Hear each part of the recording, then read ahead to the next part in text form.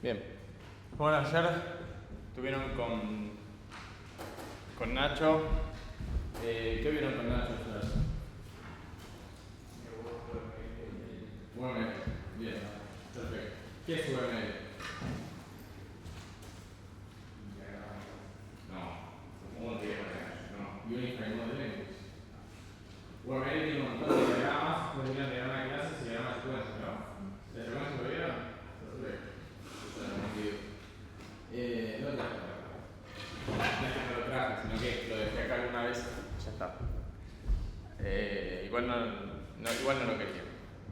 Bueno, hoy vamos a tener posiblemente la clase más importante de sus vidas.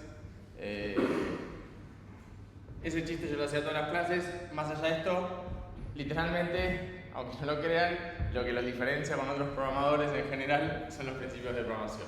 Van a ver que todo lo que vamos hoy van a parecer estupideces o cosas medio triviales o simples, ¿sí? Pero es lo que los diferencia después, al momento de estar en un trabajo. Tipo, las personas que siguen esto en general escalan mucho más que las otras, porque hacen código bastante mejor, ¿sí? Ya lo charlamos varias veces, más allá de lo que nos vendieron en el Algoritmos 1, hacer las cosas elegantes en menos líneas de código en general no es mejor, sino que es peor. No en términos de performance, sino en términos de escalabilidad. Así que bueno, sobre los principios de diseño tenemos primero una frase de Ken Beck que dice que no es un buen programador, sino un buen programador con... dice, no es que soy un gran programador, por hacerlo bien, sino un buen programador con buenos hábitos, ¿sí? Y quizás hasta más importante, el Capitán Barbosa dice que el código se parece más a lo que uno llamaría una guía que a verdades o reglas, ¿sí? Porque todo lo que vamos a ver hoy, ninguna va a ser una regla. Si no es que tienen que hacer esto, los principios son para seguirlos, son más una guía, más que una regla. No es que pasa algo malo necesariamente si no lo seguimos y lo violamos, se dice. Vamos a la computadora. Pero hay que tener un buen motivo para no seguirlos.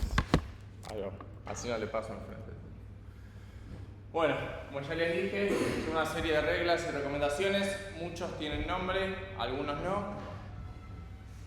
Hay un montón de bibliografía de esto. Los nombres en general son de... Los referenciamos en las diapositivas igual, pero de gente que los agarró y los documentó. Sí, nada más, no es que los inventaron. Sí, muchos de estos son del libro Clean Code de Martin Fowler. Y de vuelta, no es que él los inventó, sino que diría que los recopiló. Sí, no más que eso. ¿Para qué seguimos los principios o qué nos va a ayudar? Bueno, para intentar lograr un código más limpio, comprensible y fácil de mantener. Fíjense que en ningún momento ahí hablamos de performance. Digo, no es un código que compile mejor, más rápido, que en runtime, en ejecución sea más rápido, utilice menos memoria, no va por ahí. Estos principios al menos. Si los de arquitectura, que es así, estos no, son de diseño. De vuelta, que no es necesario seguirlos, pero está fuertemente recomendado y tenemos que tenerlos presentes. Van a ver que no es muy importante los nombres, de hecho nosotros se los preguntamos en los exámenes, ustedes los tienen que identificar. Más importante es que se den cuenta qué es lo que, hacia dónde va ese principio, porque después el nombre se lo olvidan, está todo bien, no le importa a nadie, sepa así para buscarlo, googlearlo. Pero lo importante es que se den cuenta cuando algo está mal. Cuando ustedes, por ejemplo, no lo saben nombrar en el examen, pero sí saben de qué estamos hablando, se lo ponemos bien igual porque no nos importa el nombre. ¿Sí? Nos interesa más que lo internalicen y sepan reconocer cuando lo estamos violando. Al principio no. Puede ser difícil generar herramientas que obliguen a seguir esos principios. ¿Por qué decimos eso? Porque a veces que hay herramientas que nos ayudan a enforzar o asegurarnos que ciertas reglas se cumplan en el código. El ejemplo más simple es el de... ¿Cómo se llama? Se me fue el título. Pero para forzar, por ejemplo, la sintaxis en el código, las reglas. Por ejemplo, el linting. Las reglas de linting. ¿Sí? Uno puede poner una herramienta, hay un montón de conocidas. En Java está Ant, me parece. Hay una banda. Pero básicamente uno puede forzar que en todo el código la indentación sea de 2. Y que si no, se rompa o se autoarregle o lo que sea. De 2 espacios, digo, ¿no? que no haya, que todas las variables sean en camel case. Y esas cosas se pueden enforzar. ¿Sí? Que se esfuercen a seguir los principios de diseño es algo muy difícil de hacer. ¿Sí? Es parte como es del diseño. ¿Sí? Nunca charlamos hasta ahora como de las fases de un proyecto, porque no es esta materia, pero podemos imaginarnos que el diseño, el diagrama, ¿no?, del código va a ir antes que la ejecución. No está complejo, seguramente estén bastante al principio. Se llaman principios de diseño, entonces los tenemos que tener en cuenta desde el principio, desde la fase de diseño. ¿Sí? Obviamente de ejecución también. ¿Sí? Y también nos ayuda a tomar decisiones. ¿Por qué una opción es mejor que otra? Y arrancamos. ¿Estamos bien? Sí. Bien, TDA.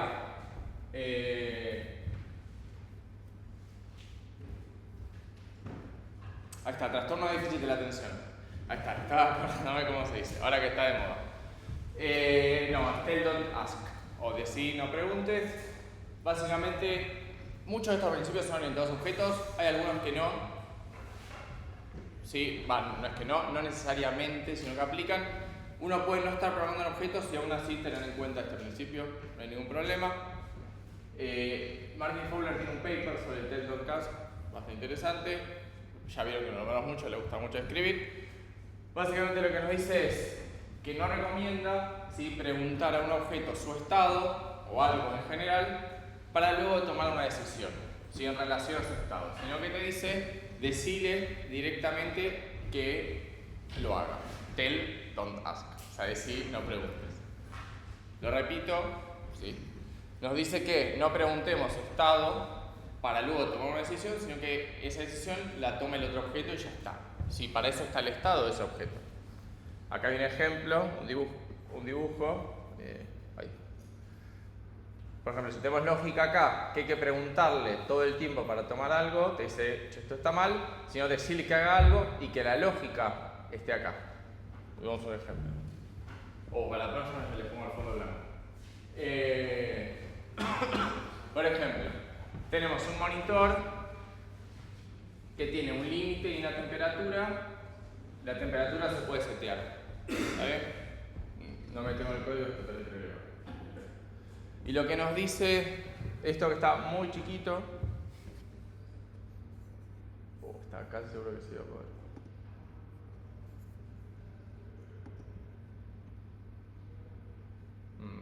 No se va a poder. Bueno. Lo que nos dice es algo arriba de una calculadora que no tiene nada que ver con este ejemplo, sé que lo ignoramos, nunca lo había visto. Vamos 4 cuatrimestres jamás había visto eso. Mirá que siempre había sacado. Después lo saco. Pero no importa, creamos un monitor. Fíjense que hacemos monitor.set temperatura, seteamos el estado, preguntamos si monitor.límite es menor a la temperatura, ¿sí?, entonces lanzamos una excepción. También está al revés, ¿no? O sea, si la temperatura es mayor al límite, debería lanzar la excepción. Fíjense que le está preguntando algo al monitor para después lanzar la excepción. O sea, le pregunta una cosa, le pregunta otra y toma una decisión a partir de eso. ¿Sí? ¿Cómo lo corregiríamos? Bueno, movemos toda esa lógica, no la de la calculadora, que esa se queda, a la parte del monitor. Entonces, el set de la temperatura ahora es el que chequea el límite, porque él mismo tiene el límite, tiene sentido, si es parte de sus datos. Si, de vuelta, esto está al revés, pero es el caso que exceda el límite, lanza la excepción. Y lo que hace el código que usa el cliente de esta clase, crea el monitor y setea la temperatura. Tipo, ya está. Fíjense que ahora tiene mucho más sentido que el chequeo del límite con la temperatura esté en el monitor, porque era él mismo el que tenía esos datos. ¿Sí? Entonces, que haga ese chequeo tiene sentido que le corresponda acá. Hay algo muy claro en TDA que podemos ver cuando se rompe, ¿sí?, que es qué particularidad tiene esta clase, así como esta. ¿Cómo? Sí, porque tiene 2 atributos, o sea, tiene 2 gets, me parece. Sí. ¿Qué más? Si sacamos los gets y el set, ¿no? Los getters y setters. No tiene nada. Está vacío. es lo que nosotros llamamos una clase anémica. Básicamente no tiene nada más allá de getters y setters. Cuando nos pasa eso, es un indicador de que posiblemente estemos violando TDA. Hay alguna lógica que esté en otro lugar que tenga que ir acá. O esto no tiene sentido de ser. Una de las dos, ¿no? Esto nos genera clases anémicas. Es un indicador, ojo, que no sea anémica no significa que no esté violando TDA, pero que sea anémica es un buen indicador. Otro indicador, a ver si tengo el ejemplo. Sí. Otro indicador que estamos violando TDA es cuando tenemos flags over object. ¿Qué es eso? ¿Quién sabe lo que es un flag? Seguro que los usaron. Sí, dale. Sí. ¿A qué?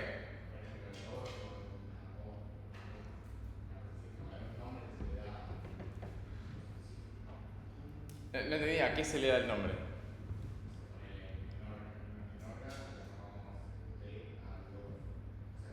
Está bien, porque se prende un flag. Está bien, o sea, es ese flag, ¿sí? Pero en programación, ¿cómo los usamos? O sea, sí. ¿Vos ibas a decir algo? Sí, o sea, en general se llama flags a cuando ustedes pasan como parámetro indicadores de cómo tiene que funcionar la función por adentro. Que es lo mismo, es el mismo concepto.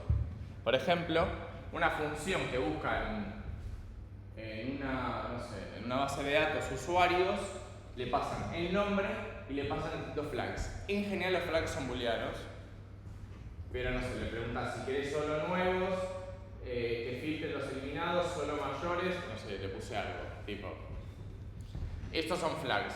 Cuando tenemos muchos flags o muchos parámetros que modifican el comportamiento, digo que, ¿qué significa modificar el comportamiento? Que yo como usuario de la clase estoy conociendo cómo funciona por adentro y le estoy toqueteando mucho para que haga lo que yo quiero.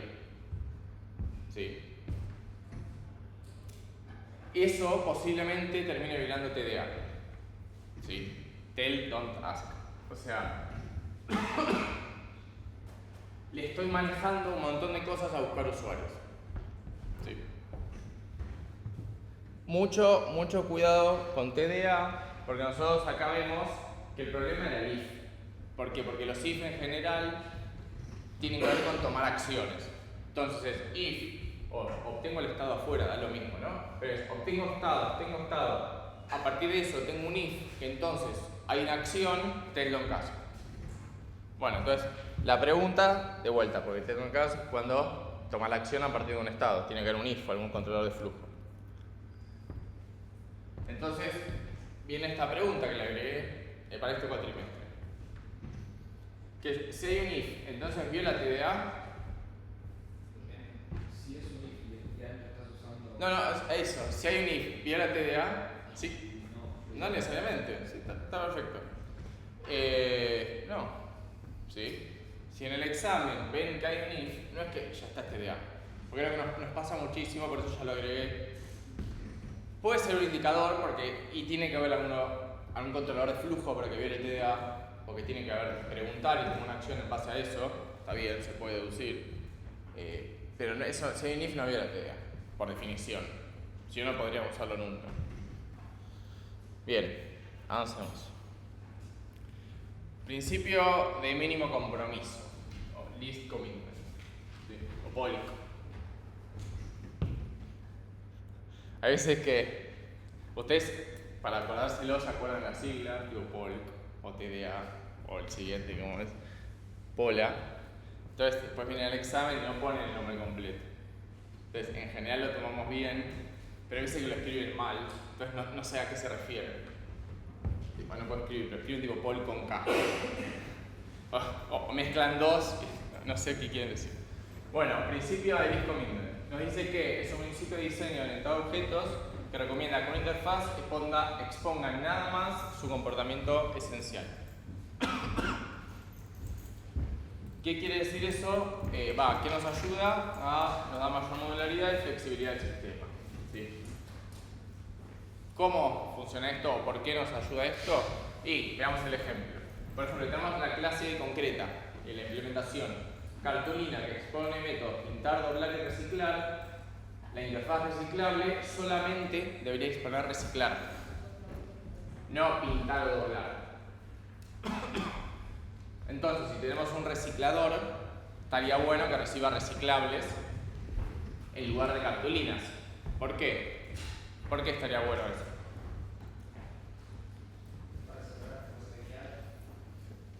Por ejemplo, o sea, ¿por qué debería recibir reciclables en lugar de cartulinas concretas? ¿Qué estamos ganando? ¿Puede haber más reciclables? Podemos hacer mañana un día papel que cumpla reciclable y el reciclador no lo toco, porque total recibe reciclables. Si recibiría cartulinas, lo forzamos a solamente por reciclar cartulinas. ¿Está bien? Por el otro lado, es importante seguir este principio y que el reciclable solo tenga reciclar. Por ejemplo, nosotros podemos decir, che, si es reciclable, posiblemente se pueda pintar. Bueno, está bien. Ahora forzamos a todos los reciclables a que también se puedan pintar. Mañana tenemos, no sé, una computadora que decimos se puede reciclar porque se reciclan las computadoras. Tenemos que implementarle pintar a computadoras si queremos que implemente reciclar. Implemente reciclable. ¿No? Por eso este principio nos dice que la interfaz debería exponer nada más lo esencial de su comportamiento. Cuanto más chica sea la interfaz, mejor. Y ahí se ve cómo ayuda a reducir complejidad. ¿Sí?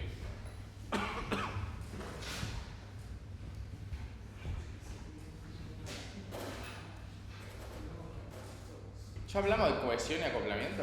No. Pues lo hice ahí. No, es el martes que viene. Cuando vemos sólido. Bien.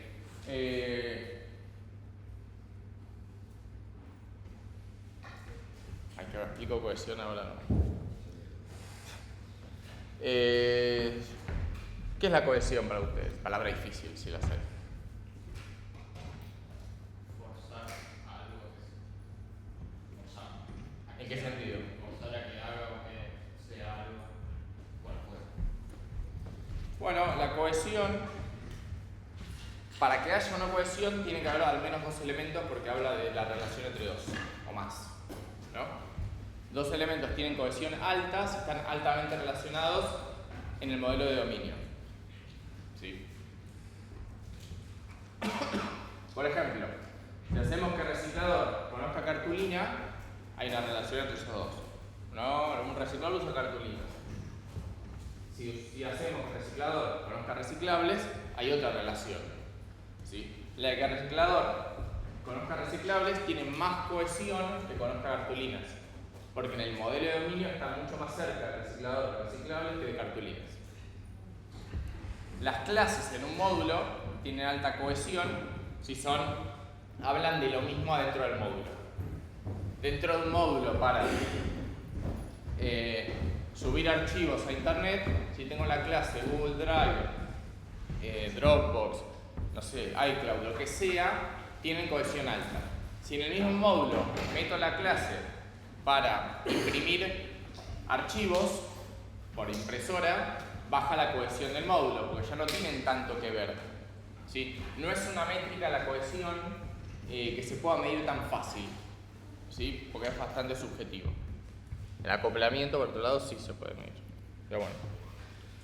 Bueno, este es como el que viene a contradecir al campeón que les mostró cómo resolver el ejercicio 2 en una sola línea. Este es súper simple, ¿sí? Quizá bastante trivial, pero te dice, pero está como escrito de una forma difícil, ¿sí? Nos dice que una abstracción tiene que capturar todo el comportamiento de un objeto y no tiene que contener sorpresas ni efectos secundarios que vayan más allá del alcance de la abstracción. Un montón de palabras difíciles. Básicamente, que el componente se comporte tal como el usuario lo espera. Punto. Eso es lo que les dice. Tipo, todo lo que ustedes hagan tiene que hacer lo que uno pensaría que debería hacer y nada más. Y nada menos, ¿no? Con esto vamos a lograr que el código sea bastante más intuitivo y fácil de comprender. ¿Sí? Bueno, y obviamente con eso, si nosotros mantenemos la simplicidad, ¿sí?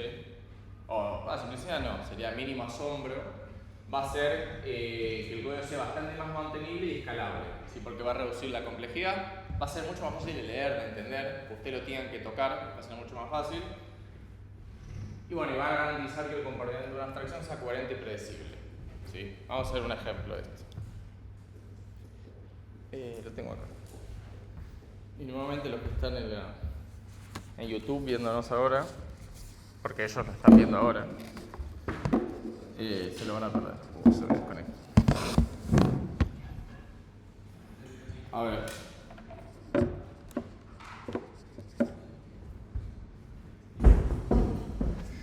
Lo vamos a hacer.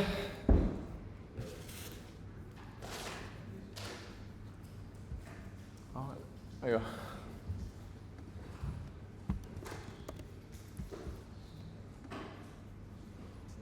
El cuello me va a matar. Ahí va.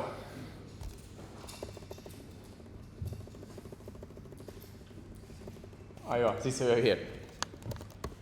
No, justo no.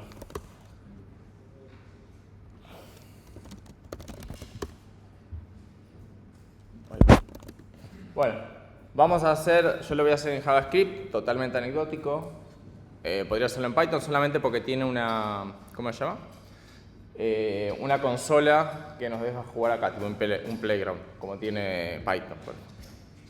Bueno, por ejemplo, si ustedes le hacen typeof a un número, ¿sí? O sea, para preguntarle el número, ahí me lo spoilea. ¿Qué esperarían que responda? Número, ¿no? Era hoy el día que no tenía que estar marcado. Lo hago a propósito, para que no me lo spoilee. Si yo le hago, por ejemplo, esto, ¿qué tipo debería ser? String. No, number. Si yo le hago así, ¿qué tipo es? Sí, es para que no me lo spoile, porque si no se los muestra, me lo ejecuta solo. ¿Qué tipo esperarían que responda? String. No, número. Tengo otro. ¿Cómo se llama? En Node hay un tipo que se llama noteNumber, tipo none. Ahí está en un montón de lenguajes. Pero es cuando dividen por 0, por ejemplo, te dice noteNumber. ¿De qué tipo es noteNumber? Claro, es number. Cuando hablamos de mínimo asombro nos referimos a esto. ¿Sí? Este caso es el lenguaje en sí mismo, ¿sí? Pero ¿qué me va a decir? No debería sorprendernos la respuesta. Vamos a ver la librería de Python, la librería math. Si yo hago math.max, sí. Si yo hago el máximo entre 3 y 0, me debería devolver 3, ¿no?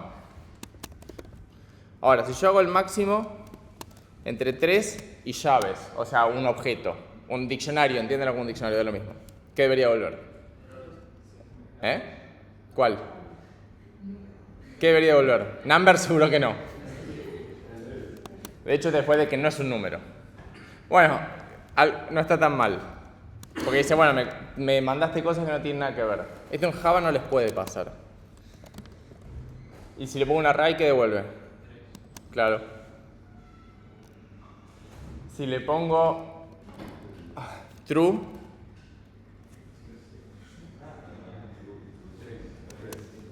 este tipo para tomarlo en el examen. Y si le pongo, ¿qué había puesto? Otro tipo de dato, un string. No. Bueno, bien, me lo spoilea. Bien, ahí tengo una mucho mejor. ¿Qué pasa si le pongo -1 y 0, devuelve 0, ¿no? Ahora, si le pongo -0 y null, ¿qué devuelve? Null, no, 0. O sea, no es ninguna de las dos opciones. Y Node tiene otro concepto que es undefined, que no es null, es no definido. ¿Qué debería devolver? 0. No noteNumber. -1, qué sé yo. Cuando le decimos mínimo asombro, nos referimos a estas cosas, ¿sí? Una clase debería ser exactamente lo que uno lee, se lee que debería poder hacer, ¿sí? veníamos laburando con reciclador, lo esperable es que el reciclador recicle, ¿sí? No que haga otra cosa. Y eso no implica solamente el código, sino los métodos que expone deberían ser de reciclador, ¿sí?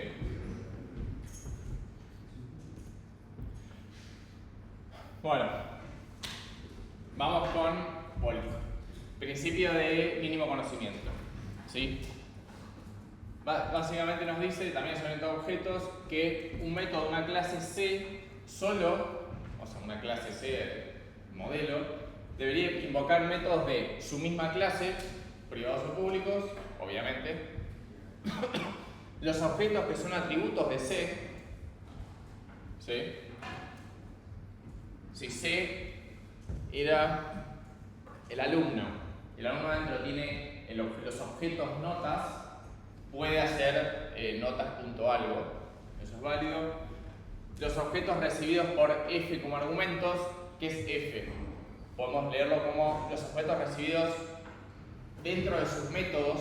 O sea, si tienen un método que recibe una nota, puede invocar a ese objeto. Y los objetos que se instancian dentro de ese método, ¿sí? Entonces, ¿qué es lo que no se puede? Ahora ya se los muestra la diapositiva, pero es que el objetivo es que el código de un objeto conozca muy poco o casi nada del código de otro, ¿sí? Solo puede usar entonces funciones propias, objetos que son atributos propios, si recibe objetos por parámetros, instancia objetos dentro de sus métodos. ¿Qué es lo que no puede hacer básicamente? Esto, para verlo de una forma más fácil. No se deberían poder invocar los métodos de un objeto retornado por otros métodos, ¿sí? También es de clean code. Por ejemplo, si A es amigo de B, le manda mensajes a B, estamos ok, porque A tiene una referencia a B. Joya. Ahora, B también puede devolver C. Lo que nos dice es que A no es amigo de C, entonces no debería mandarles a C. Como corolario para la vida, un amigo de un amigo es un extraño. No sé si es bueno o malo, pero bueno, nos lo dice el principio de mínimo conocimiento o de limiter, se llama también. Ya no me acuerdo por qué. Era de la diosa griega. Bien. No lo puedo decir. Pero ¿qué es lo que evita que hagamos esto? Y esto es súper clave para el TP porque lo hacen sin darse cuenta, pero te das cuenta súper fácil. Cuando hacen A.B.C. Sí. ¿Es válido que A invoque un método de una clase instanciada, como habíamos visto? Estáticamente. Sí, está mandándole mensajes a B sería. Si la conoce esa clase, digo, es un atributo, la recibió por parámetro, la instancia dentro de un método, sí. Lo que no puede hacer es A.B.C, básicamente. ¿Por qué? Porque A conoce a B, joya. Llamar a B devuelve C. Ese C A no lo conoce, no es ni atributo, ni lo recibió por parámetro, ni lo está instanciando. Entonces, si hace A.B.C, ahora conoce a C que antes no lo conocía. ¿Sí? ¿Dónde rompen esto todo el tiempo? O tienen un juego, que lo van a tener de hecho. Ya lo saben que lo estamos en TP, parece. Ya me acuerdo más. ¿Por qué? Porque en el juego ustedes tienen un tablero, tienen una clase de juego que tiene un tablero que tiene una ficha que tiene un color, la ficha. Entonces, ustedes de la clase de juego quieren obtener el color de la ficha. Entonces el juego tiene tablero, hacen tablero.obtener fichas, tiene una lista de fichas, esa lista de fichas obtener ficha, tienes la ficha.obtener color. Hicieron A.B.C.D. Desde el juego pasa a conocer la ficha. ¿Sí? Que en el medio está la clase tablero. ¿Sí? Entonces, cuando les quedan varios llamados así agregados, obviamente no tienen por qué ser uno al lado del otro, ¿no? Si se guardan variables auxiliares es exactamente lo mismo, pero van a ver que les va a quedar tablero.fichas.color y ahí se van a dar cuenta que está mal, están violando este principio. ¿Por qué? Porque el juego pasa a conocer cosas que no conocía antes. Pero ahí si quisiera buscar el color de la ficha y no te resuelve. Ah, esa es la pregunta que tiene que resolver en el TP, exactamente. Posiblemente tengas que preguntarle al tablero el color de una ficha y no a la ficha. ¿Entendés? Posiblemente. Va más por ese lado. Aprovechate de que a B lo conoces. A los otros no. Bien, seguimos. Vamos con Drive. Este ya lo vimos. ¿Cómo estamos en eso? Más o menos. No, estamos bien. Bueno, este es súper simple. Lo viola todo el tiempo. Quizás hasta el más violado. Básicamente nos dicen que no hay que duplicar el código. ¿Sí? En ningún tipo de sentido, bajo ningún tipo de forma, es razonable duplicar código. ¿Sí? Puede ser código dentro de una clase o varias, datos en una base de datos, documentación, en la vida misma, no pueden duplicar código bajo ningún motivo. Nunca, jamás. ¿Por qué? ¿Por qué no pueden duplicar? Copiar y pegar. ¿Cuál es el motivo otra vez? Ya lo saben. Tenés dos cosas que hacer. No, como decía, sí, tenés el mismo código. O sea, ¿y cuál es el problema de eso? No va a compilar y va a ¿Cómo? ¿Va a compilar? Sí, ¿por qué no? Tengo dos clases. Sí, tengo dos clases, las dos necesitan ordenar, tipo elementos de una lista. Entonces, implemento quicksort en uno y lo copio y pego en otra clase, para que los dos puedan ordenar. ¿Cuál es el problema con eso? Sí, tenemos que cambiar dos veces. O sea, si tengo que corregir ese código, lo tengo que cambiar en dos lugares, o más, depende de donde yo lo copié. ¿Sí? Y eso funciona para todo. En la base de datos pasa lo mismo. No tenemos datos duplicados, algo que sea para que sea más reliable, para que sea más, la base de datos escale mejor, más segura. ¿Sí? No es el punto. Nunca pueden copiar y pegar. Si están copiando y pegando, lo están haciendo mal. Si necesitan una función auxiliar, una clase auxiliar, lo que sea. ¿Sí? ¿Por qué? Porque ese código que copian y pegan lo van a modificar, se van a olvidar, va a llegar a producción y no va a estar arreglado lo que ustedes quieren. ¿Sí? Van a tener que hacerlo todo de vuelta. No dupliquen código. El código va a terminar siendo mucho más mantenible y escalable. ¿Sí? Bueno, va a aumentar la cohesión claramente y va a reducir la complejidad. Profe, en ese caso, que tuvieras que hacer todo sobre nada, una interfaz que diga ordenar. No, a ver, no es más simple. Tenés un algoritmo que lo necesitas para dos clases. Que no tiene nada que ver, ¿eh? Una clase puede ser facultad que tiene una lista de alumnos y la tiene que ordenar por nombre, y la otra es, qué sé yo, notas y hay que ordenarlas por número, no lo mismo. Eso es una función auxiliar. Ponerla en una clase utilidades, casi en castellano. Sí. O sea, el objetivo es no duplicar el código. ¿Hay soluciones mejores que otras? Sí. Seguro que la peor de las soluciones es mejor que duplicar el código. ¿Sí? Eso sin duda. Parezco un loco, ¿no? Es el peor de los males duplicar el código. En una entrevista de trabajo se duplican, ponen el mismo if, uno abajo, dos veces, tipo, los echan. O sea, no va. Como dato de color, este no se lo dejamos usar en el examen. De hecho, les escribimos tipo, no usen Drive, o sea, no es una opción. ¿Por qué? Ahora les cuento. Por ejemplo, súper común, tenemos un cuaderno que tiene unas hojas, ¿sí? Que se puede obtener una hoja o escribir una hoja. Obviamente yo no puedo escribir un número de hoja negativa, no puedo escribir la hoja -2 o la hoja 0, porque esto es la vida real, la primera es la 1. Tampoco puedo escribir una hoja que no está en el cuaderno. Si el cuaderno tiene 100 hojas, no puedo escribir la 120. Entonces, tanto al obtener como al escribir, toca agregar una validación para ver si la hoja que están queriendo acceder es válida, es parte del cuaderno, ¿no? Si es menor a 1 o si es mayor a la longitud de las hojas, lanzar la excepción. Tenemos duplicada la validación, ¿sí? Alguien escribió este método, cuando yo fui a escribir el método de escribir hoja, dije, che, me viene bien esa validación, la tengo que meter yo también, entonces la copio y pego. Eso es lo que tenemos que evitar. Acá, como es dentro de una clase, la solución es sencillita y es, bueno, saquemos el método que valide para afuera y llamémosla a las dos. Típica corrección de algoritmo 2, el TP0. Típica, la más común de todas.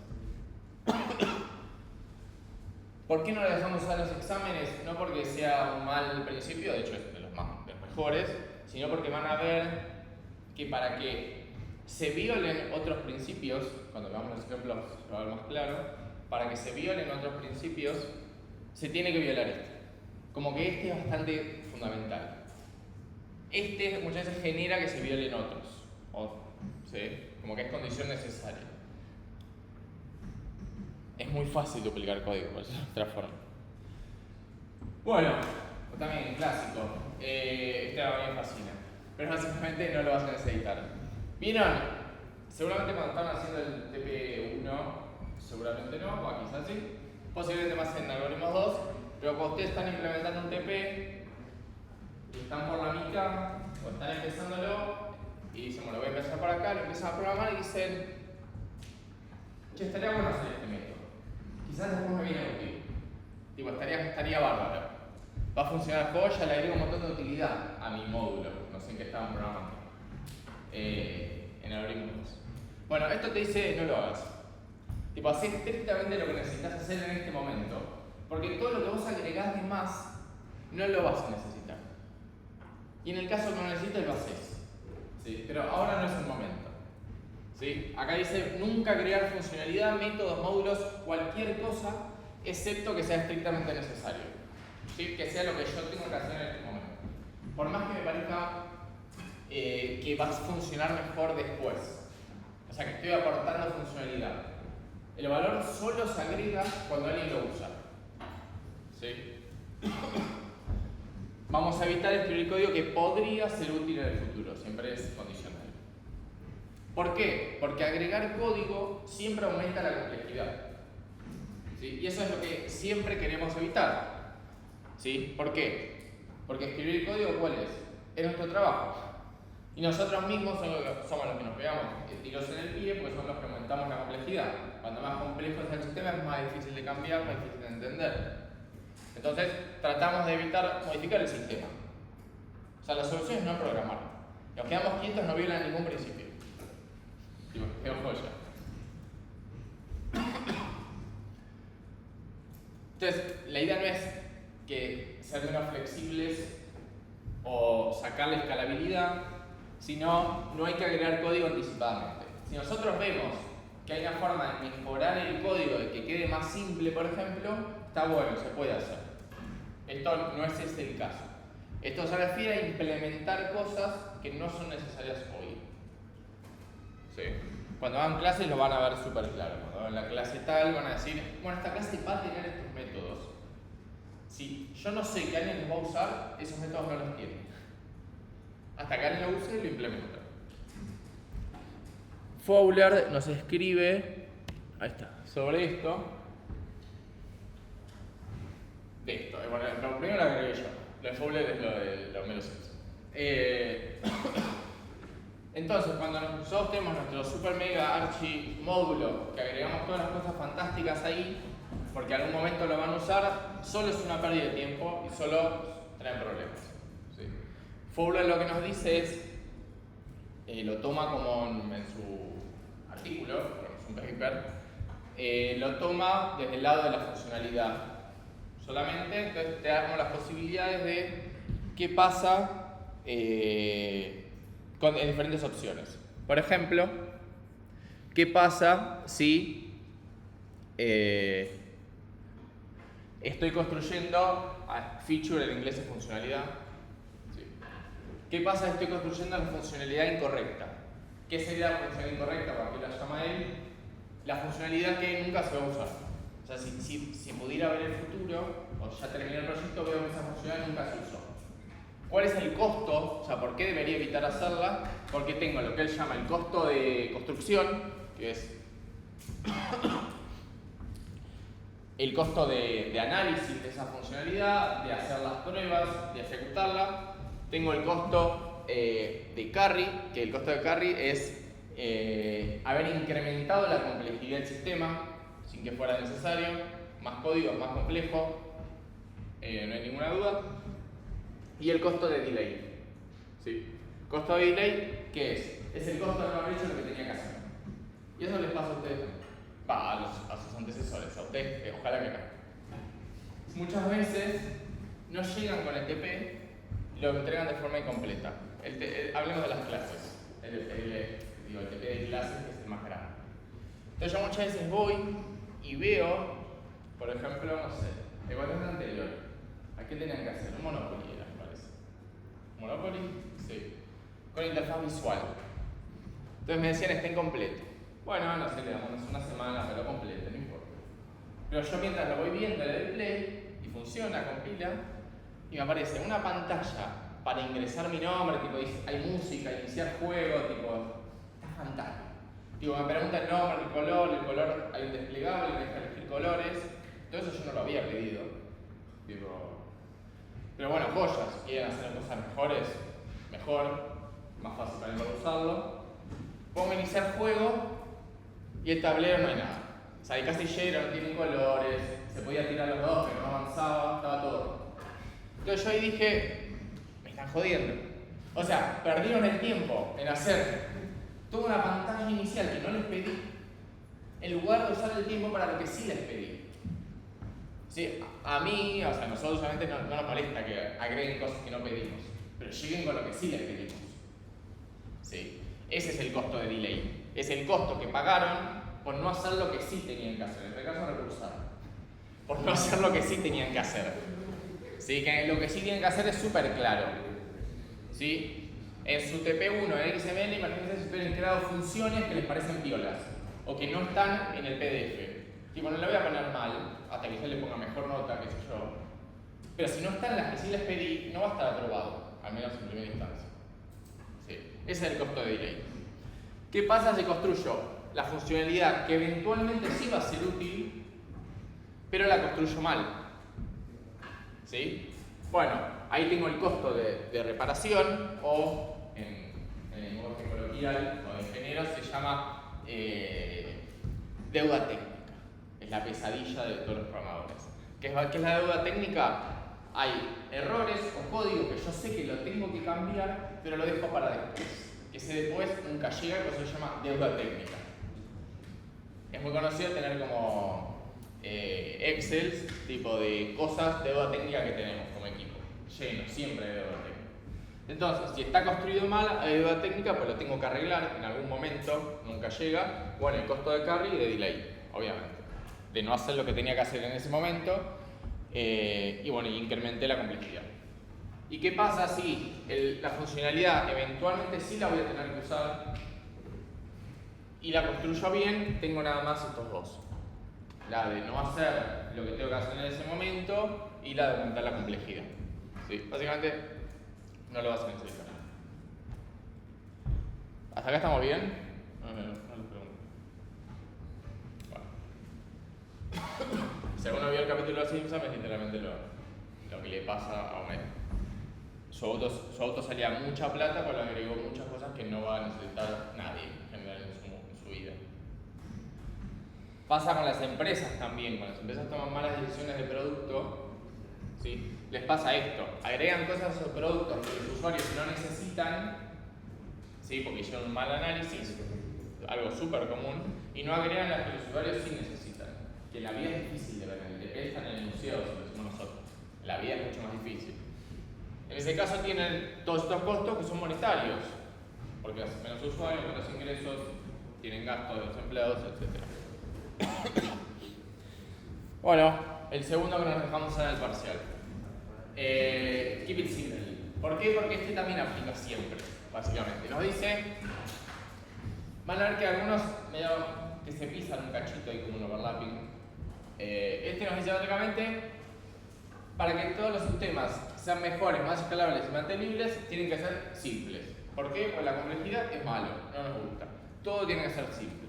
Las clases tienen que ser lo más chica posible, el código lo más chico posible, pero chico no es corto, es chico. Sí, no sé qué más. Eso, evitar básicamente el código elegante. Sí. ¿Por qué? Porque nosotros quizás entendemos lo que nosotros escribimos, por más complejo que sea, porque somos excelentes programadores. Un excelente programador no escribiría así, pero no importa. Pero trabajamos en equipo, ¿sí? Y lo va a leer otra persona su código. O peor, ustedes mismos del futuro y van a decir quién mierda lo escribió. De hecho, hay herramientas, todos usamos. Tipo, en Visual Studio Code ustedes se pueden bajar una que se llama Blame, que te dice línea por línea quién la hizo. Entonces no hay nada peor que una línea horrible y ver que son ustedes. Hace 4 años. Esa es la mejor. Entonces, hagámoslo simple para que nosotros mismos nos entendamos. ¿Sí? Ustedes lo sufren cuando entran a una empresa o no importa, a otro proyecto y hay código de gente que no existe más. No en el mundo, en el trabajo. Y ahí no hay ni a quién preguntarle, porque si está en la oficina le preguntamos. ¿Qué pasa con KISS? Porque en general no lo habilitamos en los parciales, porque muy posiblemente se viola desde el principio violento. Casi que seguro. ¿Por qué? Porque todo esto, como ven, es subjetivo en general, ¿va? Salvo TDA, el de Demeter, digo, el de A.B.C, que se ve claro. Hay algunos que son un poco más discutibles y depende de cómo uno lo defienda, puede violar o no el principio. Bueno, van a ver que según cómo lo ubiquen, si viola uno, viola este. ¿Qué nos queda? Bien, ¿qué hay que evitar entonces para no violar keys? Básicamente el spaghetti code, que son funciones que se llaman una a la otra, tipo F que llama G, que llama C, que llama D, así para abajo. Funciones enormes que realizan tareas complejas, o que ya tienen muchas líneas. Hay unas reglas de linting que ustedes pueden decirle, no sé, una función puede tener hasta 20 líneas. Si no, la tenés que partir. Miles de clases para representar la realidad tal cual es. Nunca necesitamos eso. Cientos de módulos y librerías que logran que sea imposible seguir el código. Hacer librerías nada más si realmente pueden ser útiles para otras personas.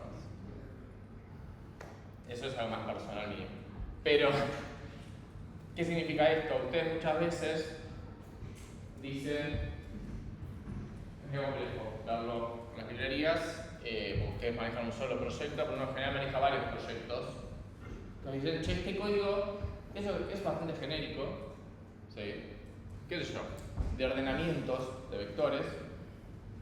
Ustedes dicen, me va a ser útil en otros proyectos, entonces hagamos una librería, un paquete. ¿Sí? Que también es una buena idea, es reutilizar código, para no tener el código duplicado entre diferentes proyectos. Es una buena idea en general. ¿Qué pasa? Cuando se rompe mi código, depende del lenguaje, en general es muy difícil de buguear dentro de la librería. Seguramente ya lo vieron. Te llegan hasta la librería. Asumen que funciona siempre la librería. O quizás era eso hasta ese momento. Es muy difícil de buguear para adentro. En Java, por ejemplo, yo no sé si se puede. Porque muchas veces la librería viene compilada. Tienen las interfaces, nada más. No pueden ver cómo funciona por ahí. Cuando la librería es de otro, pueden confiar en general. Hay veces que no, a veces está rota, eso me ha pasado. Pero listo, el error está de mi lado. Ahora, si yo estoy de los dos lados, yo hice la librería y mi código en el proyecto, puede ser muy difícil de seguir el debugging. Más si la librería llama a otra librería que llama a otra librería. Entonces, ¿por qué yo le recomiendo esto? Hacer librerías o módulos reutilizables, joya, les estoy seguro que se van a usar en muchos lugares. Si es solo para un lugar, déjenlo en el mismo proyecto, les va a facilitar la vida. Acá hay un ejemplo. Por ejemplo, esto es como ridículo, ¿no? Pero tiene una función agregar números que recibe un array y agrega números a ese array. Hay un método que devuelve la longitud de un array, obtener suma, agarra el array y devuelve la suma. Y tenemos la función promedio que crea un array de 10 elementos, agrega los números a ese array y retorna lo que devuelve la suma de esos elementos dividida en la longitud promedio. Longitud sería cantidad, ¿no? ¿Qué pasa? Es innecesariamente complejo, ¿sí? Hay varios factores que nos muestran eso. ¿Cuáles son acá? ¿Qué nos dice que es innecesariamente complejo? ¿Cómo? O sea, los arrays ya tienen un método, un atributo, con el anecdótico para evaluar la longitud. ¿Para qué voy a hacer el mío que ya me hice? En general, y esto es tomarlo con pinzas, en general, funciones de una sola línea es un buen llamado de atención de que estamos haciendo las cosas mal. Si tengo una función de una sola línea, ¿está mal? No necesariamente. ¿Para qué se usan en general funciones de una sola línea? Para condiciones complejas. Tiene un if que tiene una condición muy compleja, muy grande y prefiere entrenar una función aparte. Bueno. Entonces, ¿cómo vamos a simplificar esto? Nada, sacamos agregar números y usamos las funciones que ya tenemos. ¿Sí? Hasta acá está igual y acá, bueno, sumamos los números y dividimos por la longitud. Esto es muy funcional, ¿no? Es funcional, de hecho. Pues Java tiene soporte de función. Pero ahí no se rompería el otro principio. ¿Cómo? Ahí no se rompería el A.B. ¿En cuál? En el resto. No, porque se crea un stream de los números y se está instanciando. O sea, no es que se llama números.algo.sum. Si fuera así, sí se violaría. Se está instanciando, que eso me lo dejaba, no me acuerdo, me parece que era el cuarto punto del principio, pero si se instancia, sí. Igual no. Sí, me parece que se crea una instancia de un stream. No importa. Pero como se instancia y se llama un método, sí. Si te vuelve fuera números.algo.sum, sí. Bueno, dependencias explícitas. Este también vamos a prestarle mucha atención porque suele haber confusiones. Básicamente nos dice que los métodos y clases deben requerir explícitamente, y énfasis en la palabra explícitamente, cualquier objeto de colaboración que necesiten para funcionar. ¿Cómo se explicita en Java? Bueno, no objetos, sino que van a ser a través de parámetros del constructor. Ahora vamos a ver un ejemplo igual. Esto hace que el código sea bastante más mantenible. Voy rápido al ejemplo porque si no no se entiende nada.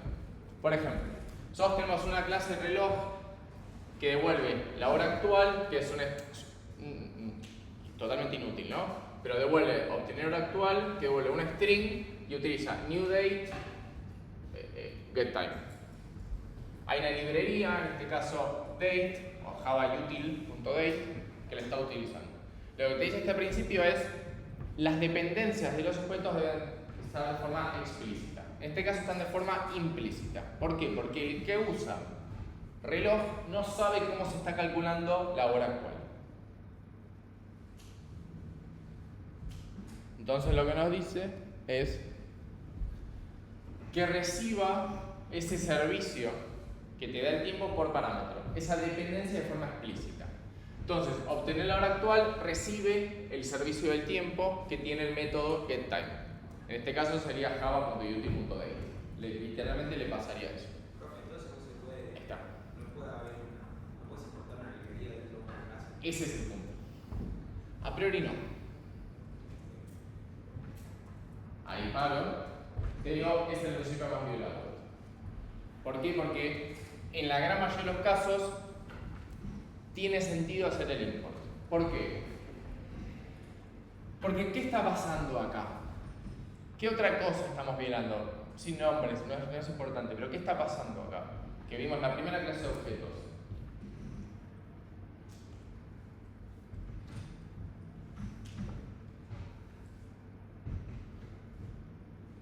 ¿Cuál era el primer principio de objetos? No de las columnas de que habíamos visto. ¿Qué es lo más importante de objetos?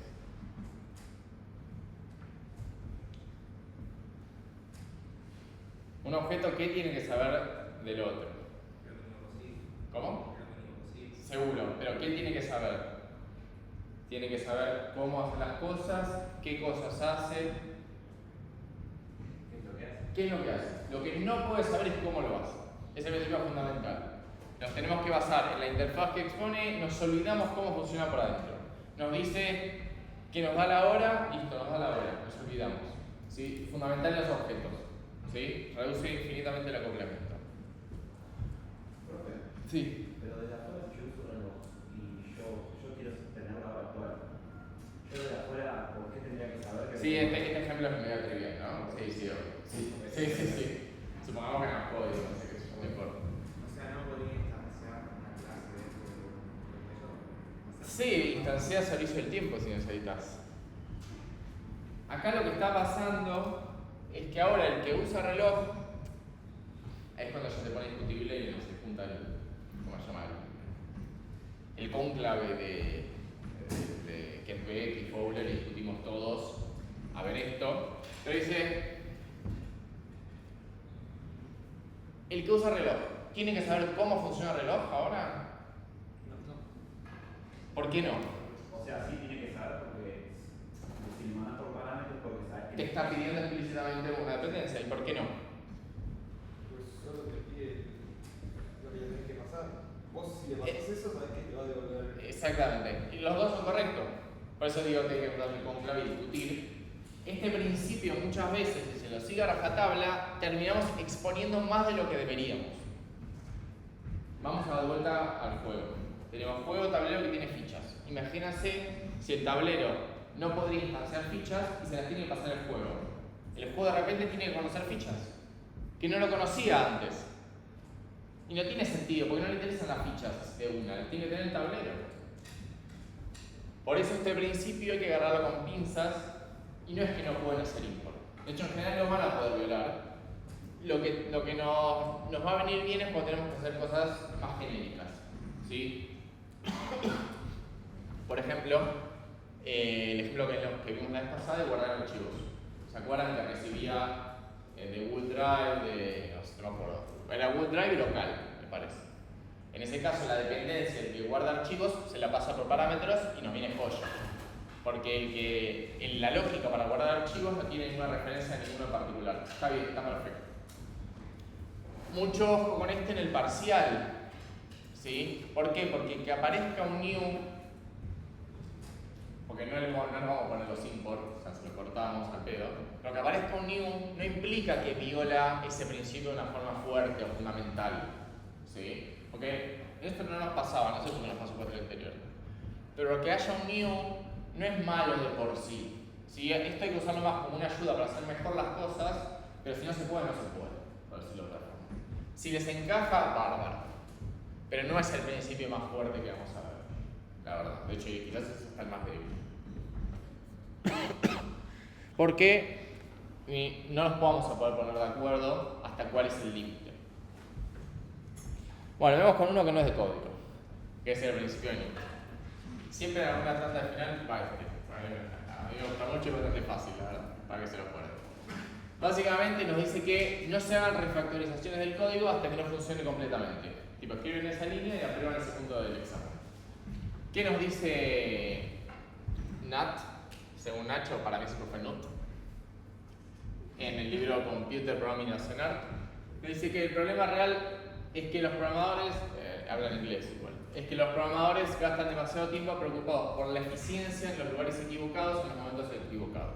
Entonces, la optimización prematura es la raíz de todo, o de la mayoría, de los males de la programación. ¿Sí?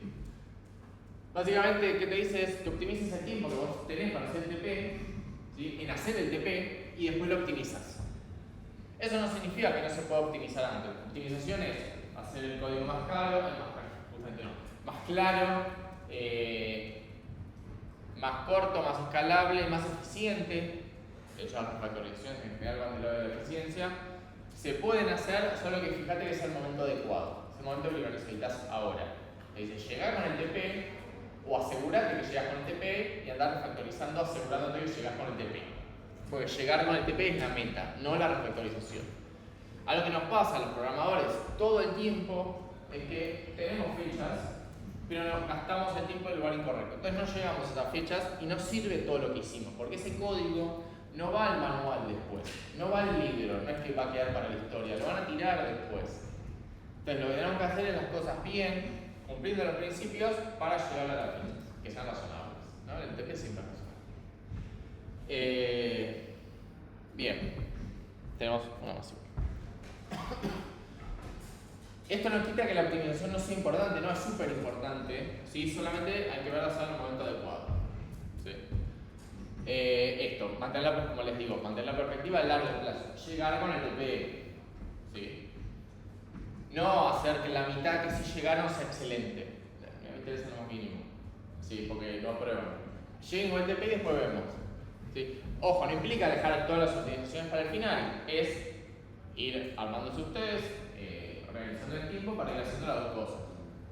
Obviamente, si saben que no llegan con el TP, no están refactorizando, están haciendo el TP. Si se le está prendiendo fuego a la casa, ¿sí? No están ordenando los libros, están ya saliendo. Acá es lo mismo.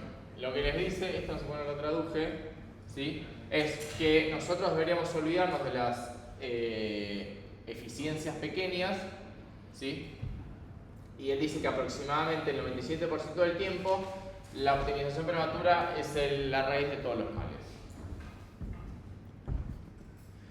Separation of concerns. ¿Cómo estamos de tiempo? Se nos va el tiempo de repente. Separation of concerns. Bueno, este es más fácil. También es de objetos, o de módulos, podemos decir. Pero nos dice que mantengamos eso. Propone separar el sistema en módulos separados en el cual cada uno tiene una incumbencia distinta. ¿Sí? Por ejemplo, un módulo puede tener lo que es la lógica de negocio, la interfaz visual, no sé, otro puede tener conexión con servicios externos, etc. ¿Dónde estaba el dibujo? Lo siento, ahí está. ¿Por qué implica esto? Ustedes van a hacer el P. No van a tener relaciones con servicios externos, Internet en general.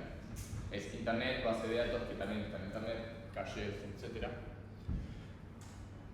Pero sí tienen la lógica de negocio, que es el juego, propiamente dicho, y tienen una interfaz visual. Ustedes no van a hacer interfaz visual, ya se lo sabrán. Ganaron, si quiero hablar de otra forma. Sí. Van a tener una interfaz visual, va a ser por consola. ¿Sí? Línea de comandos. Entonces van a tener un módulo que imprima por consola diferentes cosas. Y otro módulo que sea del juego propiamente dicho. ¿Sí?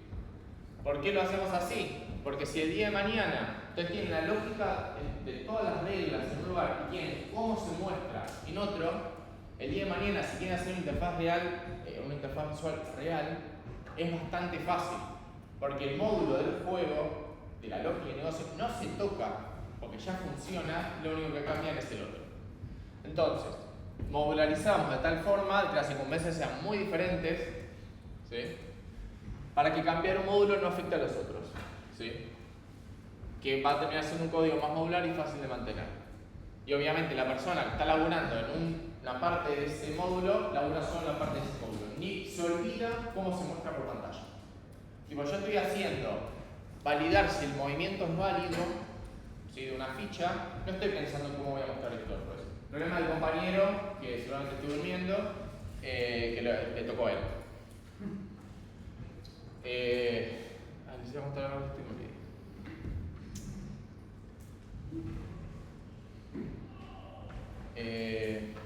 Bueno, seguro no me importa. Ya sí. Pero tenemos una más de esta igual. ¿Qué es lo que vamos a evitar? Básicamente que las capas del sistema se mezclen.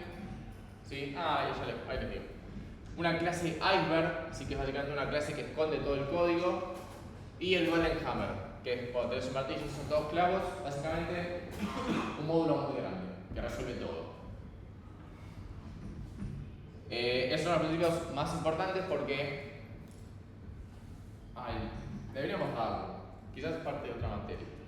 Pero porque cuanto ustedes tienen siempre lo que es bajo nivel de código, código concreto, después tienen clases, tienen interfaces, después tienen módulos que organizan clases, los módulos tienen proyectos o servidores o servicios, tienen servicios y así va creciendo, ¿no? Cuando pasamos de módulos, en lugar de diseño pasa a llamarse arquitectura. Nada, lo ven en la materia de arquitectura. Cuanto más grande sea nuestro error, cuanto más alto sea, por ejemplo, si el error está en la parte de arquitectura, de la organización de los módulos, digámosle, o de cómo se comunican los servicios, es más caro de arreglar. ¿Sí? Si el error está en un lugar muy chiquito, está en una parte del código concreta, es bastante más barato. ¿Sí? Entonces, esto, cuanto a los principios se relacionen con cosas más grandes, en este caso con módulos, o sea, conjuntos de clases, son más importantes porque violarlos, luego, si los violamos, luego vamos a tener que pagar más caro. ¿Sí? Esto es lo que yo quizás puedo agregar, porque el que viene hay un gráfico que les muestra en qué parte del proyecto se comete el error, cuánto le sale. Cuanto más avanzado sea el proyecto, es más caro. Que ustedes lo pueden ver. Ustedes van a hacer el TP2 de las clases. Ustedes hacen, no es lo mismo darse cuenta que estaba mal el diseño cuando hicieron 2 clases que cuando hicieron 100. Porque cambiar esas 100 les va a resultar muchísimo más caro, y obviamente caro en su moneda es tiempo, que cuando eran 2. Por eso acá dice que es de los más importantes, no porque los otros no lo sea, sino porque violarlo en general es más caro que otros. ¿Sí? Listo. ¿Qué hora estamos? 38. Bien. Yo les doy rápido esto, porque ¿qué pasa? Hasta ahora todos teníamos nombres de los principios de diseño. Todos tenían un nombre súper conocido, es lo que les vamos a pedir el examen. Pues, aparte de esos principios, hay cosas más chiquitas, que muchos lo sepan o no, que también hacen la diferencia, por eso yo lo agregué. Que van a ver que de vuelta van a decir, son giladas. Tipo, esto está bueno, si no lo sigo ya fue. Para mí termina siendo fundamental. ¿Por qué? De vuelta, cuando ustedes hagan la entrevista de trabajo, todos pueden hacer un foro. Todos van a poder hacer todos los ¿cómo se llama? Los que quieran entrar a ese trabajo van a poder hacer el for, el if, la lógica básica. Muy poquitos van a poder hacerlo bien, tipo modularizar bien ese código. Entonces, como buenas prácticas, ¿qué tenemos? Tenemos estos, son principios de código, como les dije, en general más chiquitos, menos definidos y más abstractos. ¿Sí? Y acá ya es más discutible cuál es buena y cuál no. Tipo, o cuál les parece una estupidez básicamente y cuál les parece fundamental. ¿Sí? Y de vuelta, todo esto es más como mucho está en clean code, ¿sí? Pero ni siquiera tiene nombre esto directamente, tipo el título. Por ejemplo, y acá voy a ir rapidísimo, la legibilidad, ya lo charlamos, el código se escribe una sola vez y después se va a leer infinitas, y van a ver que es infinitas. Entonces, nada, tenemos que escribir el código pensando que lo va a leer otra persona. También tenemos que estandarizar nuestro proyecto, súper importante ustedes que laburan en equipo. Dentro de un sistema todos deberían usar los mismos estándares. ¿Qué significa? Si programan en castellano, programan en castellano, si lo hacen en inglés, si lo hacen en francés, en francés. No lo hagan porque si no nos va a dificultar la corrección. Hasta inglés bancamos. Si usan camel case, usen camel case. Digo, elíjanlo y lo tienen que mantener en todo el código, lo hace mucho más legible. ¿Sí? En general los lenguajes tienen sus estándares, pueden seguirlos o no. Por ejemplo, Python es snake case, si no recuerdo mal, JavaScript es camel case. Pueden hacer lo que ustedes quieran, obviamente. Es recomendable porque, nada, ustedes laburan en Python, pero odian snake case. Yo odio snake case. Ustedes deciden usar camel case. ¿Qué pasa? Ustedes quieren contratar a un programador Python y el chabón labura en snake case. Entonces le va a costar mucho más leer su código. Por eso se recomienda seguir los estándares de los lenguajes, porque se estima que los programadores de cada lenguaje los siguen, entonces pueden leer código de otro más fácil. Bueno, y como les dije, hay herramientas que nos ayudan a garantizar convenciones. ¿Sí? Esto es lo que tienen que tener presente. ¿Sí? Sepan que alguien va a leer el código, evitamos el código elegante, ya vimos un montón de principios que nos dicen por qué no. ¿Sí? También tendemos a agregar comentarios. Los comentarios tienen un sentido, no me acuerdo si viene después o no. No sé, por las dudas lo digo rápido. Está bueno explicar lo que sea complejo porque es inherentemente complejo. Hay cosas que son complejas, es así. O son raras, pero va así. Eso sí, comentémoslo, evitemos los comentarios que no aportan nada. Tipo, hacer lista puntuada de alumno y poner un comentario, agrego al alumno a la lista, no suma nada. Sobre los nombres, nombrar son los artes perdidos de la programación, eso sin duda, ¿sí? Esto es fundamental. Todo esto es ridículo, ¿no? O sea, la clase de hoy es ridícula, porque tipo, en algoritmos 3, ustedes programan hace 1 año y medio y viene un chabón y les dice, nombren bien sus variables. Bueno, esto es fundamental. Variables, funciones, clases, lo que sea, es importante nombrarlas bien, digo, que sea representativo de lo que hacen. ¿Por qué digo que es importante? Porque si no pueden encontrar un nombre que describa lo que hace esa clase, por ejemplo, seguramente esa clase no tenga que estar. Es un indicador que está mal lo que están haciendo. ¿Sí? Eso pasa todo el tiempo. Bueno, me pasó esta semana. Querían agregar, no importa, una propiedad nueva, una clase, para que algo funcione, y yo les dije, no lo puedo nombrar. O sea, no tiene sentido que esté en esa clase porque no le puedo ni poner un nombre a eso, no tiene sentido. ¿Sí? Se dice que en computación hay dos cosas muy difíciles. Una es invalidación de caché, esa se la dejo para cuando hagan arquitectura, y nombrar cosas. Tipo, nombrar cosas es el arte, los arquitectos laburan de nombrar cosas. ¿Sí? Que de vuelta, parece ridículo, porque ustedes dicen, acá me enseñan a programar, yo sé hacer un montón de cosas, ahora saben escala, qué sé yo, super programadores. En la vida real no nos la pasamos programando 8 horas, sino es más diseñando, y parte del diseño tiene que ver con los nombres. Bueno, todo esto ya lo saben. Evitar ser antiintuitivo, por ejemplo, length es el largo de una entidad, -1 si no se encontró, digo, súper estándar. Tienen que ser legibles en algún idioma, en algo. Tienen que ser descriptivos, que muestren lo que contiene en lugar de su tipo. Súper común que escriban elementos, array de ints. Tipo, no dice nada array de ints. Sí.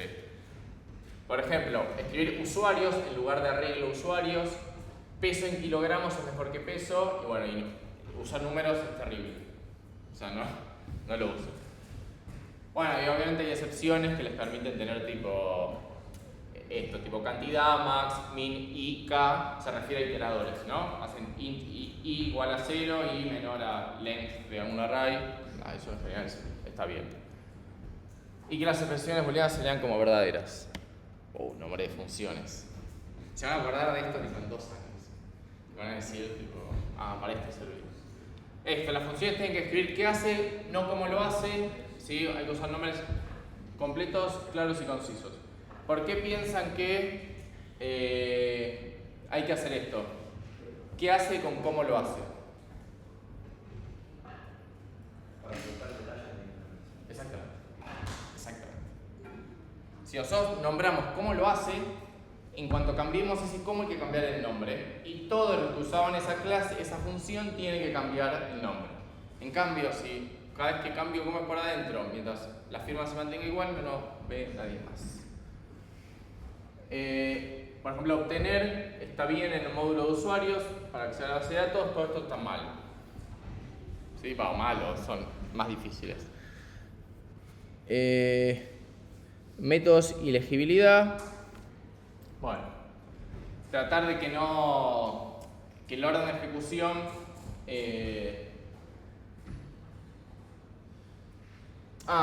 que los métodos no dependan uno del otro en términos de orden de ejecución. Básicamente que no usen variables globales, para que uno no tenga que ejecutarse sí o sí antes que otro. A eso va. Y la recursividad, acá es cuando se vuelve todo medio polémico y es tipo, si me dijeron que era lo mejor, era súper difícil, yo lo aprendí, ya está, ya lo quiero usar siempre. Hay que utilizarlo de una forma muy inteligente solo cuando ayude la legibilidad. ¿Sí? Y obviamente solo se permite que un método se llame a sí mismo. Tipo, A, B que llama A no está permitido. Porque, como ustedes ya saben, la recursividad es difícil entender. Entonces, si no era, y además no es eficiente en general. Pero si nos da una solución elegante y simple, sí, obviamente sí está permitido. Parámetros. ¿Cuántos parámetros tiene que tener una función? ¿Cuál es el máximo? 4. Yo lo dije alguna vez. ¿Qué dije? 4. 2. ¿Y cuál es el mejor número? 2. No, 0. Que no sean muchos, ninguno es lo mejor, obviamente. Tienen que estar ordenados por algún criterio, lo deciden ustedes. Obviamente hay que checar que los parámetros sean válidos y los parámetros no deberían alterarse salvo que la función los solicite. ¿Sí? Esto es modificar los parámetros. ¿Sí? En general es mejor hacer una copia o lo que sea, o sea, no tocar lo que me viene. Hay un paper que dice que una persona o un programador puede pensar hasta 7 cosas en simultáneo. Entonces, el mismo paper dice entonces las funciones deben tener hasta 7 parámetros. 7 es un número horrible igual para parámetros. Hay veces que tienen más. Nada. ¿Por qué? Porque muchos parámetros posiblemente violen TDA. Hay algunos casos nada más donde está permitido. Comentarios, ahí está. Y esta es la última. Sirven para aclarar el código, pero lo mejor es que el código sea autodocumentado. ¿Qué significa? No que escriba su propia documentación, sino que sea tan simple que con verlo se entiende.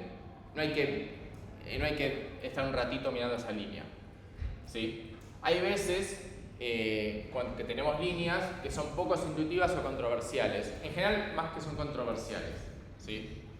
Esas sí se pueden comentar, está bueno. Porque vas a venir vos y vas a decir, ¿por qué mierda lo hicieron así? Y ahí está el comentario. Si sacan el algoritmo de algún lugar, o sea, copian y pegan de algún lugar, pongan el link en el mismo código, así podemos saber de dónde vino. Bueno, yo venía antes del código y no debería haber muchos comentarios en general. Es esto, es cuando hay algo medio controversial. ¿Qué pasa? Hay librerías que son rarísimas y se llaman de formas raras. Entonces, uno cuando lo logra hacer andar, le quedó una línea toda horrible y dice, esto quedó horrible, pero así se llama esta librería. Lo decidió el otro, no tiene que ver conmigo. Bueno, entonces lo comento. Tipo, se hace así por esto, esto y esto. O esto, cuando hay una línea que puede ser discutible. Digo, ¿por qué lo guardamos en la base de datos acá y no acá? Bueno, lo escribimos. La documentación es algo muy difícil de escribir. ¿Sí? Quizás es difícil de ustedes para ver porque son proyectos pequeños. Cuando tengamos proyectos literalmente de miles de archivos, que es común, es muy difícil de seguir. ¿Sí? Entonces, a uno le gustaría, en lugar de tener que ver el código todo el tiempo, de ver alguna documentación, tipo alguna guía que te diga, yo quiero ver tal flujo. Bueno, que esté escrito tal ese flujo. Parece imposible de mantener. Por eso el código tiene que ser autodocumentado. ¿Para qué? Tenemos que ver el código, no hay otra. Ese libro que nos dice lo que está dentro del código no existe. Pero que sea fácil de ver el código. Si no nos matamos a nosotros mismos. Bueno, hay un concepto más, que son BATML. A mí me gusta mucho. Que es básicamente... ¿Cómo estamos de tiempo? Bien. ¿Qué es un BATML básicamente? Es un concepto, no puedo acordar quién lo introdujo, pero nos habla de la heladera. O sea, vamos como bajando de niveles. Arrancamos de principios que tenían nombres súper importantes, después buenas prácticas, en general todos podemos coincidir, y ahora vamos a BATML. BATML no es necesariamente algo malo. ¿Sí? Es algo que es un indicador de que podría haber algo malo. El que lo introduce, no me puedo acordar quién, después lo busco. Pone el ejemplo con una heladera y con, por ejemplo, tener abrir la heladera y que haya un mal olor. De ahí viene bad smell. El mal olor puede indicar que hay algo podrido, que está mal, o que cocinaron algo que de por sí tiene olor feo, tipo repollito de Bruselas. Yo odio cuando mi novia hace repollito de Bruselas, porque hay mal olor en toda la casa. Entonces, no es algo malo, en ese caso el bad smell, ¿sí? Pero si abre la heladera y hay bad smell, podría indicar que hay algo malo. Por ejemplo, estamos llenos de bad smell, ¿sí? Exactamente. Por ejemplo, romper el anonimato de objetos. Si se modeló correctamente, no debería ser necesario consultar por la clase a la que pertenece un objeto con el que se interactúa, ¿sí? Básicamente no puedes preguntarle a una clase, como ya lo charlamos, el tipo. No puedes preguntarle el instance of o el get class. Es un bad smell. Posiblemente esté mal. ¿Sí? Posiblemente es un indicador de que están haciendo las cosas mal. ¿Sí? Obviamente evitar getters que busquen indicar el tipo de la clase. ¿Sí? O sea, no es que, listo, no puedo hacer instance of, entonces la clase expone un string que dice el tipo, no, es lo mismo. No se puede. O sea, es un bad smell. Lo mismo acceder a atributos de la clase. Si están accediendo a atributos de la clase desde afuera, posiblemente hay algo ahí que huele mal, posiblemente esté mal. Los números mágicos, de vuelta, los abrimos uno, casi siempre están mal, hay algunos que los dejamos, casos triviales, tipo 0, 1, null, nada. Array.length igual a 0. Entendemos que es array vacío. No necesitamos hacer una constante que sea array vacío, array.length igual a array vacío. Está bien. 1 en general, 1 se refiere al tipo al más 1 o al más. Digo, está bien, se entiende que están incrementando. ¿Qué pasa? Está leyendo el código y de repente le suma 8. ¿Sí? ¿Qué mierda es ese 8? Bueno, eso es lo que buscamos evitar. Comentarios, ya los charlamos. Nada, cuando el comentario está muy lejos del código, nada, moverlo.